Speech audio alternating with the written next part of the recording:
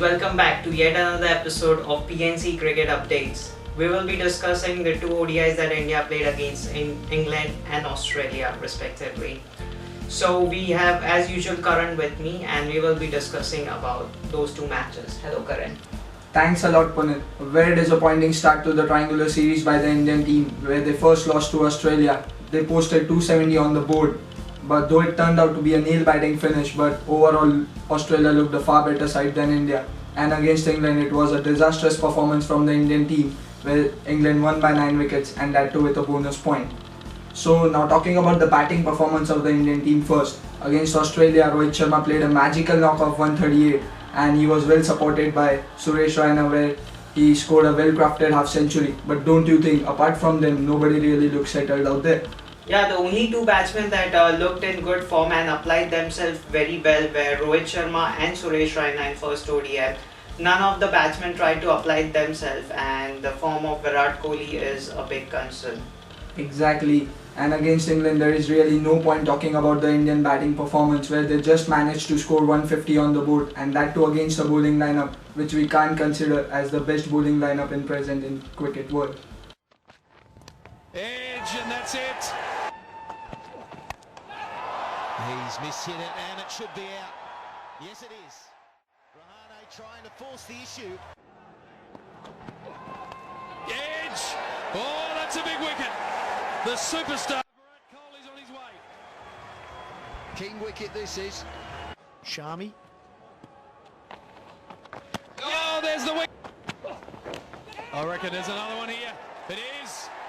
What about Stephen? Bit tough, so that one's gone now. The England bowling lineup is not the greatest in the world, but credit should be given to the Indian batsmen for throwing away their wickets, because if you go ahead and check the highlights, most of the wickets were rather given by the batsmen. So it's a very disappointing start to the series and India have put themselves into a great trouble. Yes, a very rare failure from the Indian batting lineup, but we hope that they don't carry this kind of a form into the World Cup and we hope that they will surely bounce back in the next two ODIs. Now, moving on the bowling performance of the Indian team.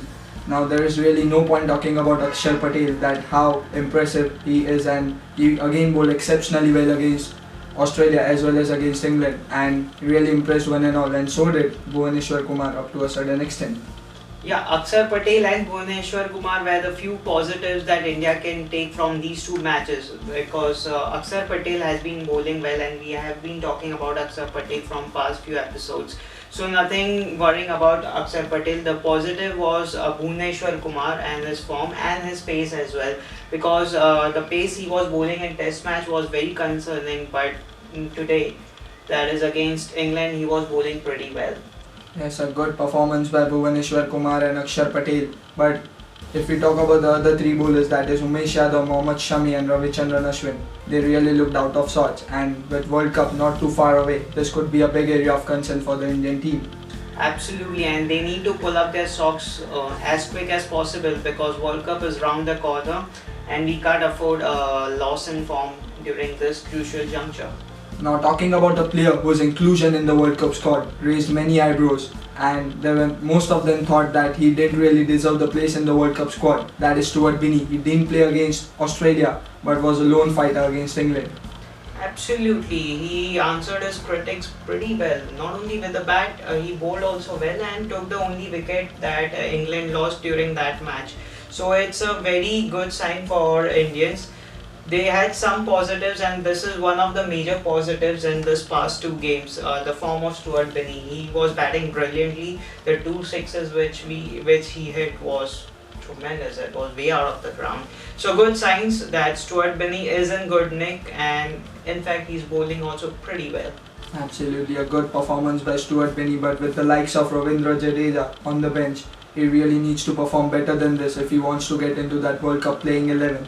So the picture is quite clear now that the chances of Indian team to getting into that triangular series final are very thin. The task is difficult but not impossible. They have to just win the next two outings.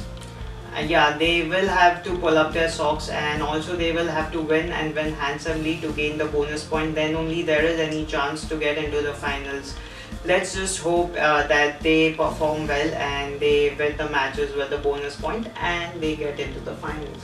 Right, Punit. We all hope that they will win the next two matches and get into the finals and also win the World Cup.